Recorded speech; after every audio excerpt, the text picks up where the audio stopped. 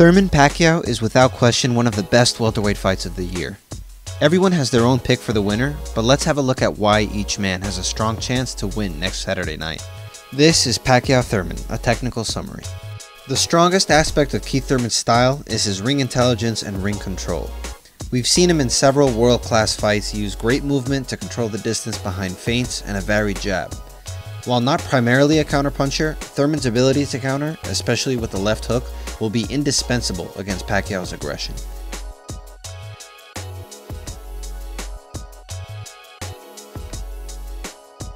Manny's last opponent in Adrian Broner was very passive in his defense, offering only the occasional counter left hook. I think this disguised the fact that Pacquiao looks slightly uncoordinated and lacking angles when on the attack, and a better fighter like Thurman could capitalize. But the counter may not necessarily be his best weapon. While circling, Keith often measures with the jab before stepping in with a sharp right hand. Sometimes he throws it straight, other times he throws it looping. And he doesn't forget about the body either.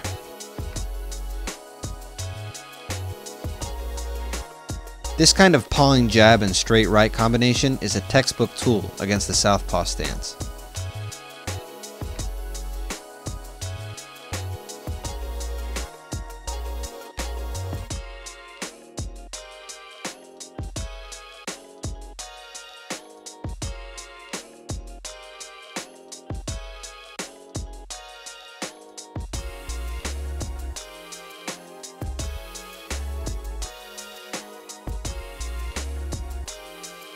When they weren't baiting or waiting on Manny to counter, both Marquez and Mayweather had great success picking their spots and leaping in with right hands, catching Pacquiao unprepared as he focused on closing the distance for his own offense.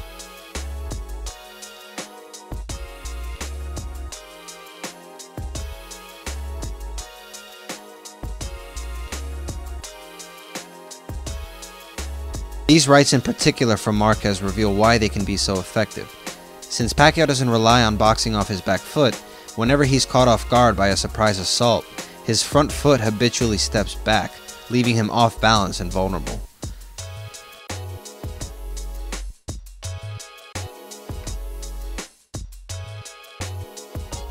Thurman loves to feint low before going up top, and could definitely catch Pacquiao off guard in a similar manner. Also, one of Pacquiao's trademarks is to counter a jab with his right hook without pivoting laterally, which opens up a path for the right hand.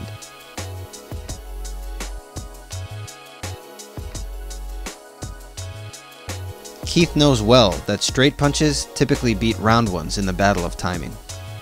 Now, despite having great movement and timing, lots of boxing fans are aware that Thurman's flaws play right into Pacquiao's advantages. Boxing fans remember Thurman getting hurt against Collazo, Porter, and especially Josecito Lopez, Thurman's last opponent. But the concerning thing for me wasn't simply the fact that he was hurt, but the lack of composure in the face of the follow-up. Thurman's instinctual reaction seems to be to backpedal continuously, often with his hands down, and wait until the storm just passes. Instead of clinching right away or shelling up on the ropes to recover, Thurman leaves himself open to getting hit further, including in subsequent rounds, and this leaves a bad impression with the judges. Even if Pacquiao doesn't end up dropping or stopping Thurman, it seems as if Pacquiao only has to land clean once in a round for Thurman to potentially cede the round and take serious damage. The Lopez fight may have had to do with rust, but a lack of proper reaction when hurt seems like an older problem of Thurman's. This is particularly dangerous for Thurman because Pacquiao's whole style is based on sudden and explosive attacks.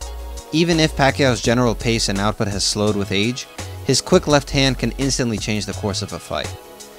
His attacks aren't conventional, throwing from odd angles,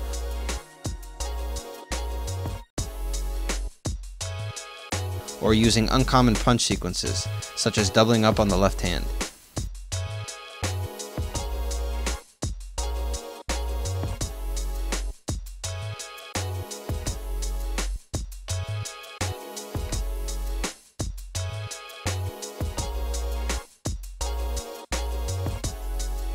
If Pacquiao has Thurman retreating to the ropes with his hands down, he will take full advantage to the head and body.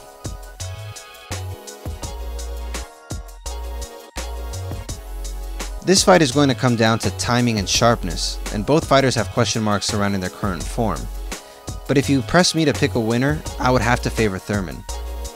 Despite his vulnerability, Thurman got his best wins at welterweight using his intelligence, while Pacquiao at 40 seems to be relying on the basics of his old style without the same use of creative footwork that we're used to seeing. Who do you think will win the exchanges, the battle of footwork, and ultimately win the fight? Go to offthehookboxing.com and vote in our poll. Thanks for watching, and don't forget to subscribe and share with real fight fans.